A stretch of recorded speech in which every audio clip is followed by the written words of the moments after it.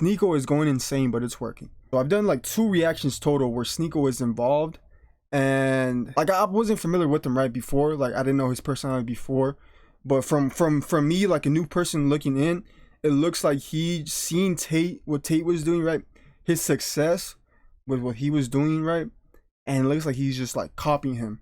That's from like somebody who has no idea about him, right? Like the newcomer. So that's what I think. But let's see what Patrick CC is gonna say, because bro, Patrick CC is like, I mean, if we've seen the other reaction, bro, you know I love Patrick CC. He always breaks everything down like to a T with no biasism. Come back to reality.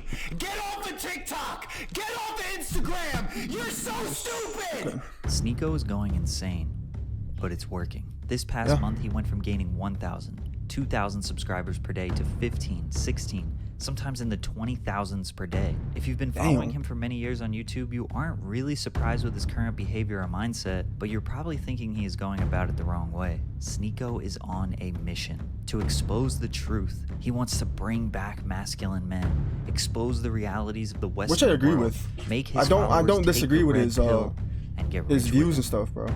With his new $250 social media course and affiliate It's just he marketing takes it to program. the Some extreme. people believe his disorderly what I mean? conduct is all part of a controlled experiment. Well, today we're going to dive into the world of Sneako and find out if this chaos is calculated. Drink water. His new chaotic approach to social media is taking place on his second channel called Sneako. However, his YouTube history dates all the way back to 2013 on his main channel, where he was seemingly just an ordinary teenager playing Call of Duty. But actually, he wasn't ordinary at all. Instead of talking about the gameplay, he would discuss more ambitious topics like separating church and state. Alright, so the main issue we're going to talk about today, like we said, is separation of church and state. Gay marriage, and should the U.S. intervene in Syria? But the question at hand is, what the hell? should the U.S. intervene He was playing Black Ops 2 and talking about this kind of shit, bro. That young? in Syria? At just 14 I was just trying to get 100 kill not only games. interested in talking about serious topics, but his ability to rationalize, understand. Okay, both so see that makes this, bro. He was that young talking about this shit, so it's not like he's playing a character, I guess, now, right? Like he's always been talking about this shit. Just now he's taking it to like the extremist level, which, I mean, we've seen it work from Andrew Tate, right? Like Andrew Tate says a lot of crazy shit to get you talking about him. So I think he just seen that like the more crazy, outlandish shit, like strong stance you have on your things, right? The more people are gonna start talking about you, the more traction you're gonna get. Which I respect, bro. I have nothing against that. You know what I mean? Commendable. He also shared stories of his experiences with racism and profiling, since he is an Asian American, more specifically Filipino American. But it's not like he was super deep and serious all the time. After all, he still was a teenager from New York. His internet rant series became his first popular series that grew his subscriber base. This was essentially a 2 to 5 minute compilation of trending topics, viral videos, or internet phenomena that he would give his comedic opinion on. No shit, it's YouTube. That's actually a great like series to do, bro. Has anybody else done that? That's a really fucking smart channel. It's on YouTube. What else could this be? One of his fans was actually Mr. Beast. At number 2, I have Mr. Sneako, Beast? and if you've ever seen Sneako's videos, you realize that they're kind of addicting. Once you start watching them, it's kind of hard to stop. But whether it was serious or comedic, he was gaining subscribers not because of his great video game abilities or amazing editing, but because of his thoughts, his ideas, his mind. People are like, oh, you're not a feminist? Feminism is for equality for both genders, so why isn't it called humanism? I am the best at it, and I have to prove it. If I like something, I will prove to you I'm better. I will stop at nothing to keep doing it. It's simple motivation. What have you done? This isn't a rhetorical question. What have you done with your life? For some of you, you're proud of your answer, but for most, you're ashamed. This isn't an insult in any way. For once, I'm trying not to offend anyone. On November 28th, 2015, he uploaded this video titled, How People View You. Most people after watching this video realize that a 17-year-old kid has more self-awareness than them. Plus, something about his hair changing from being messy and overgrown to shaved was a cool artistic touch that kept you engaged. This video would eventually blow up, today sitting at over 6 million views, but it actually wouldn't go viral until 3 years later. You see, Sneako's crux was that he was terribly inconsistent. He uploaded just 9 videos in the next 2.5 years. He grinded for 2 years straight, then when he had the most potential, he quit. Losing out content, barely hanging on to the 20,000 subscribers he had, would probably benefit him. It was during this time where he gained real-life experience to help him be more thought-provoking, introspective, and understanding of the real world in his experience. That knowledge and experience was crucial to him upping his quality during his consistent return to the platform in 2018. He uploaded 10 videos in 2018 and the quality increased a lot. There was no consistent style. Sometimes it was an introspective oration or a funny reaction video. He even got an opportunity to work for Mr. Beast that summer. He worked for Mr. Beast? It didn't last very long. He was only featured in one video and was later fired. He quickly saw an opportunity to grow his 27,000 subscriber base and made a video titled Mr. Beast Exposed. He uploaded it, got 30 views, and then deleted it. But one of those 30 viewers was Mr. Beast. That video, even though it was...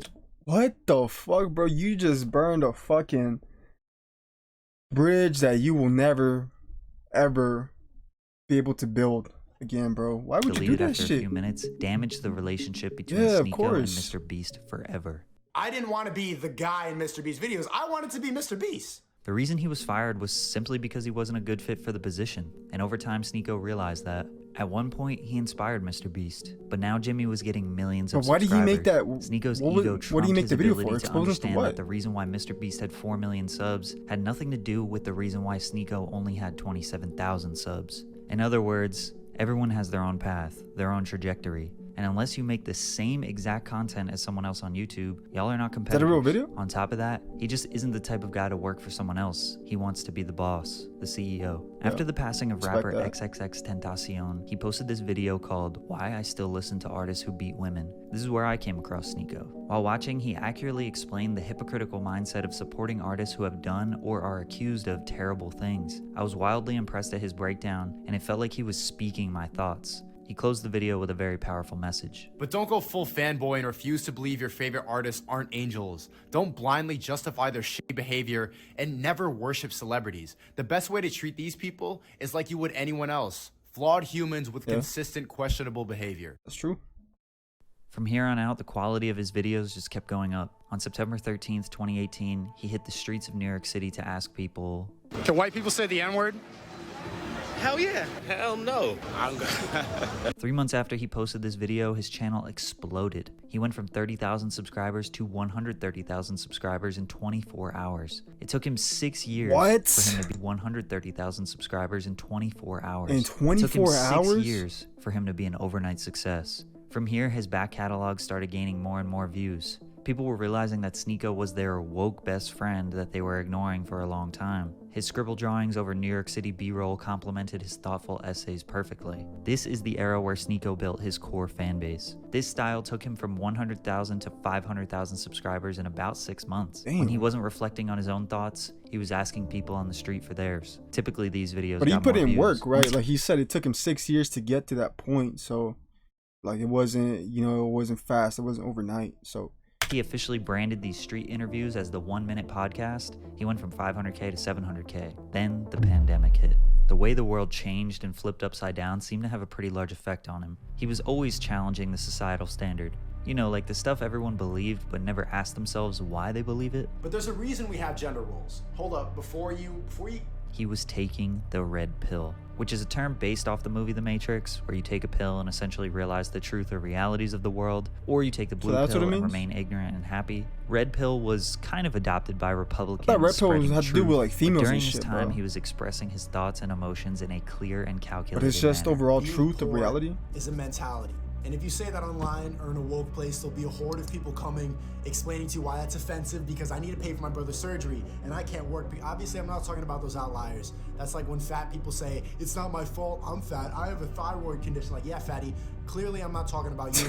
I respect how honest and unapologetic Sneako I think I said that shit in the This Jubilee guy video, is just bro. too real for this world. At this time, he was controversial to the people that didn't agree with him, but it was nothing compared to what he is now. Stop objectifying me? No! Everything you've been told is a lie. Let's not be soy boys, come on! Stupid! Sneako and many others didn't like the way the world was handling the pandemic. During the George Floyd protest, he watched his city get burned and looted. He watched Portland build the autonomous zone and interviewed people who were protesting the police. So we should loot.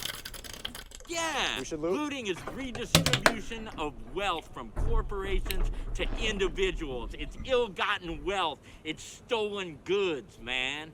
It's Sneakers? all...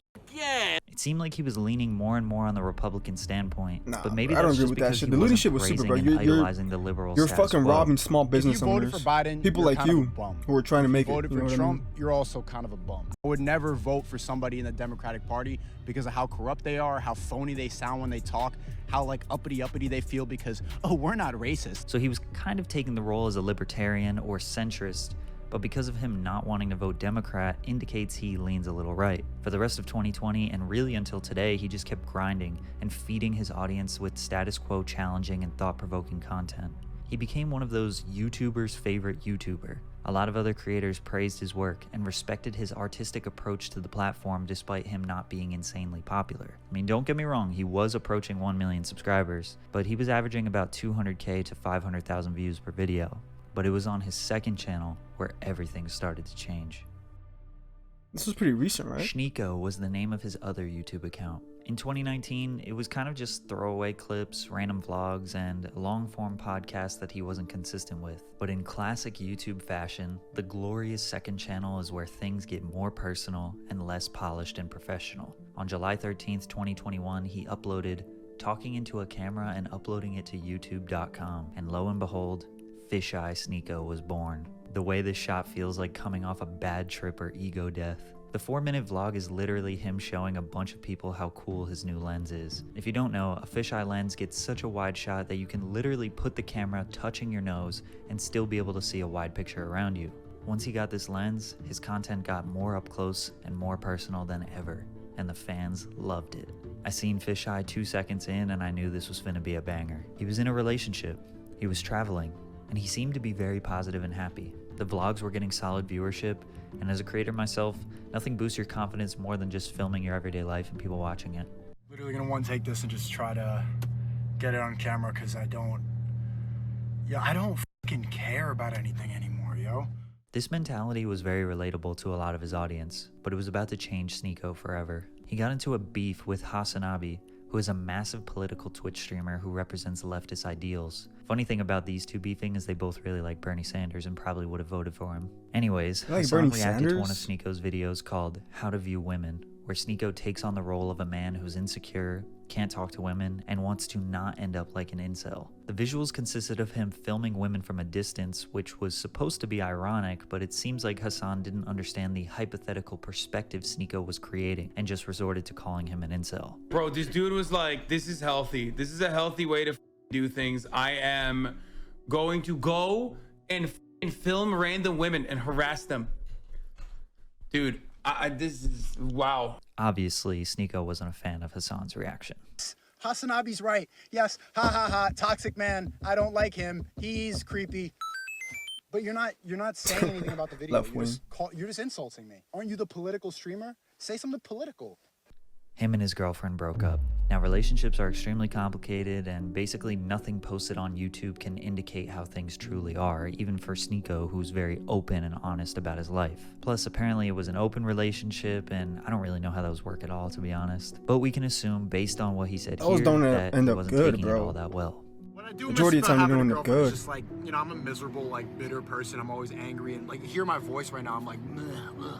Like having like a yay, woo, yay, let's go apple picking. It's good to balance off how bitter I am. But once they broke up, he went full red pill, blatant anti-feminist, no more sugarcoating. So he was still like that before, right? But it was just after they broke up, he said bad. Probably got heartbroken, bro. No more trying. That's probably what happened. Just stating exactly probably got how hurt. he feels. But do you really don't think that they're trying to emasculate the world and take away what it means to be a man? A man? I see the same, like, like just meeting you for the first time, like, yeah, that guy hates women. And I get it. I hate women too, bro. Like, it builds up. It's not really your fault, bro. I feel like I'm slowly watching Sneako turn into a villain. He started live streaming on YouTube. He shifted to strictly reaction-based content that is clipped from live streams and made into YouTube videos. The way to start is when she starts doing stupid shit, say, bitch, you're acting stupid. That's what they do. They need to hate us. We're losing the basic forms of society. It's crumbling apart. Shut the f up! Shut up! You see, is that this is all fucking noise. The reason that there's so much bullshit is because we're all just fucking making content now. He would often praise the almighty alpha male Andrew Tate. Watch my Andrew Tate videos if you want the full background, but basically Andrew is the single most polarizing conservative red pill alpha male guru to ever grace social media. There's two types of egos. You've got people who have egos who don't deserve it, and you've got people who have egos who have earned it. You gotta earn your ego, or else you look like a fucking asshole. And that's what triggers a lot of people about Tate, and I felt the same way That's my true, whole though. life, because I felt like I've earned it. I am the man. That's There's true. No one on this planet who can do shit I couldn't do if I put my mind to it. People would text me like, "Oh, so you just think like you just have money and you think you're so good looking and smart and fun, you think you're the man, right?" And I'm like, yeah, I do. Now that a lot of people are finding this, they're saying, "Why are you just copying Tate?" I've been saying the same since 2015. People started drawing comparisons, saying that Sneako is copying Tate, that he's obsessing over him. However, Sneako has been on this red pill woke journey for years now, and there are even some things he said back in 2015 that feel very similar to his current viewpoints. I am not a feminist, and for some reason that means I'm against gender damn. equality. Whenever I tell people that I don't consider myself a feminist, I get the same response. Feminism is for equality of both genders. One, if that was true, it would be called humanism. It's already hypocritical in the title. Then he started beef with multiple other creators for seemingly no reason. The most ridiculous of them all can be summarized very quickly, even though it went on forever. Hamza, a well-liked self-improvement YouTuber who dedicates his platform to focusing on bettering your mind and body, Sneako reacts to one of his videos. I don't want to watch this, bro. Deadass. Hamza's a cool guy. I don't want to watch this. Bro, I think you're all a little gay for liking this. It's too self-helpy, bro. It's too self-helpy. Or a man who can be perceived as a threat. Then he proceeds to react to Hamza's video, making a cringing face, insinuating how boring it is, even though Sneako himself made basically the same exact video just 2 years earlier. Doing my shit is I'm just trying to be better every But single like, day. bro, it's the same thing with Andrew Tate, bro. Like, Quitting weed. I think he knows what he's doing. He knows what he's doing. And at the end of the day, bro, like I said this shit so many times. Their job is to make content. You know what I mean? If that means putting on an act or Hamza you made know a video responding saying to crazy Sneako where shit he to was get blindsided, the attention, thought bro, him that's and what they Sneako gotta were do. cool, That's what they're and gonna that do. He was disappointed. But in this beef, I found a clip that was very interesting. I'm not your role model.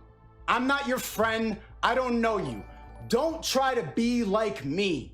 This is entertainment.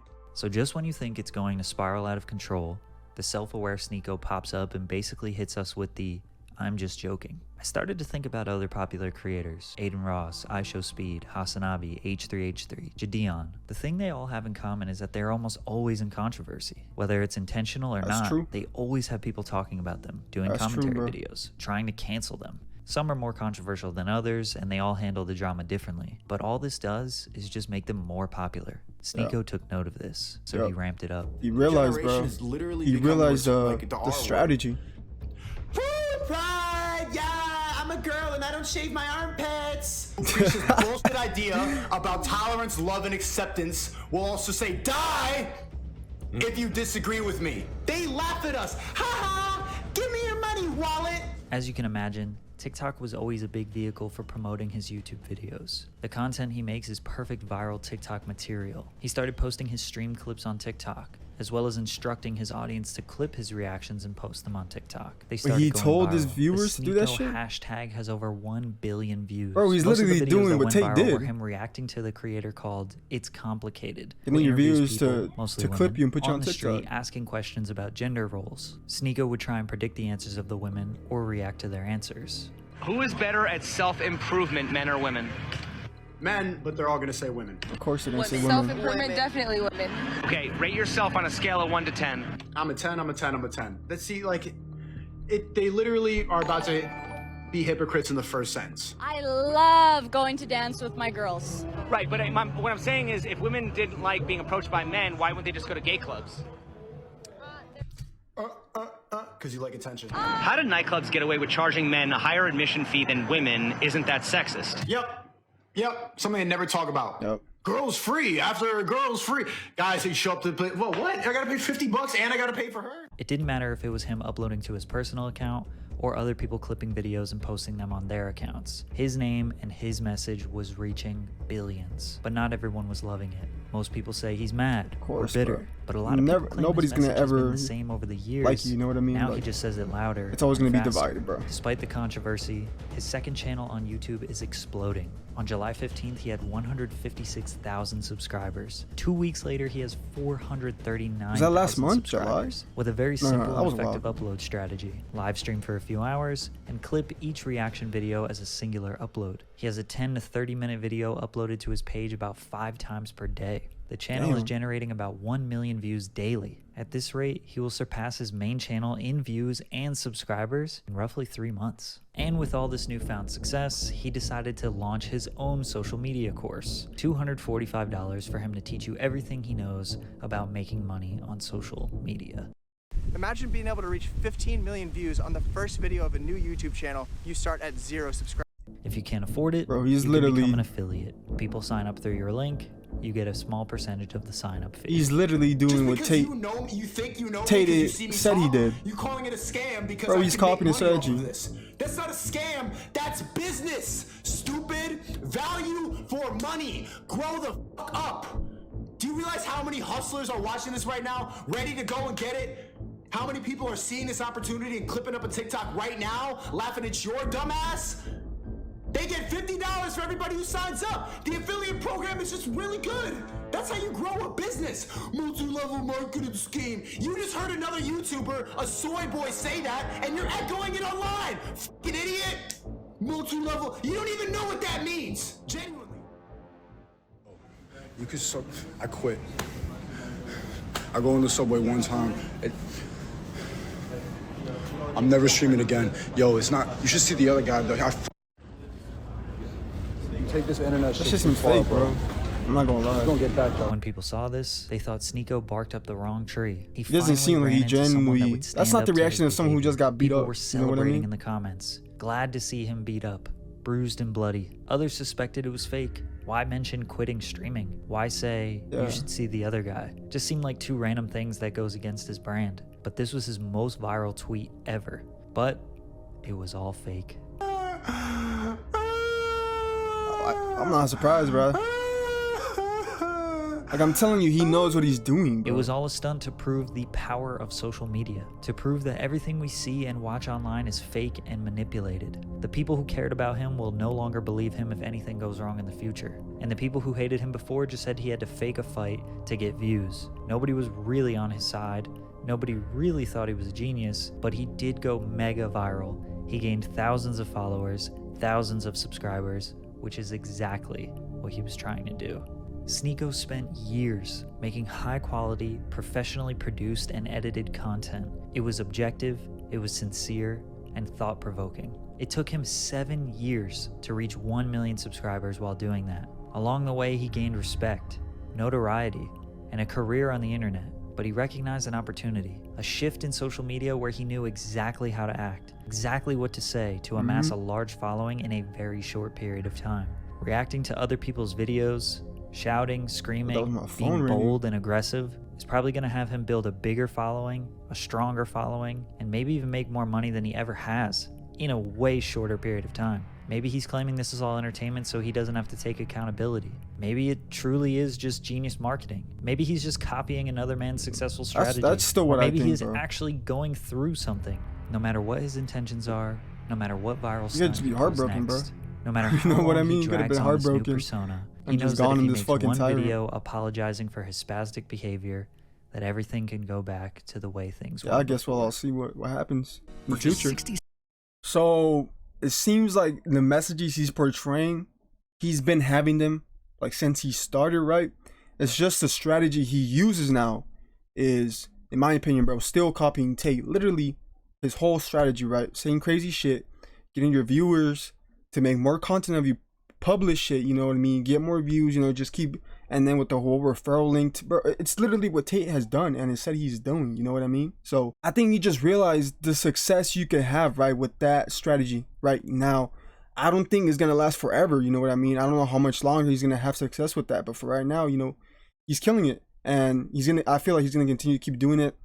And I do feel like at some point later on, you know what I mean, he's gonna do a video saying that that was just a phase, or, you know, he's sorry for, you know, stuff like that. Maybe not sorry, but explaining, you know, why he did what he did and his reasoning behind all that stuff. But at the same time, he's been doing it for a long time, you know what I mean? With his main channel, it was a long process, right, to get where he did. So he's seen both sides of things, where it's like, okay, I could have like a normal slow rise to fame, or I could have this super fast fame, but I don't think that's gonna last, you know, forever. Like, he might be blowing up now and having all the success now with that channel, but how long is that sustainable for? How long before, you know, people start getting bored of the antics he's doing? You know what I mean? Like, same with Andrew Tate, bro. I don't think he's gonna last forever. You know what I mean? And like the same for Andrew Tate, I feel like he's just trying to sell you the course of HU and shit. But I haven't really seen Sneako promote the whole what was the creator, how to content thing. You know what I'm saying? But regardless, if I agree with what you're doing or not, I can respect it, right? Because you got to put in the work, right? Still, to do this kind of shit, bro, to get the numbers he's doing, you still got to put in the work. So whether I agree or like or dislike Sneako, bro, I'm still going to give him the credit, you know, that he deserves. You guys let me know down below what you guys think. That's going to do it for this one. So I'll see you guys in the next one. Peace.